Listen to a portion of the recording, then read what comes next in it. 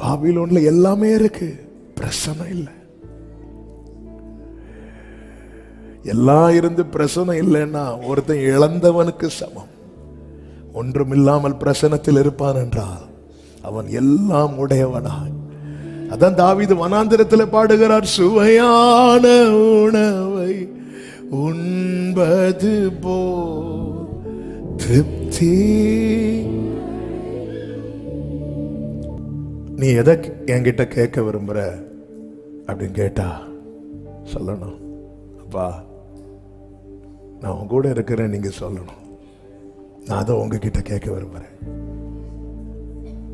யோசுவாக்கு என்ன வேணாலும் சொல்லியிருக்கலாமே, வேற ஒன்னும் சொல்லுங்க, நான் உன்னை விட்டு விலக மாட்டேன். எப்போ சொன்னார் தெரியுமா? மோசே இறந்த பிறகு, நான் உன்னை விட்டு விலக மாட்டேன். என்னதுன்னு அர்த்தம்? மோசே விலகுவான்.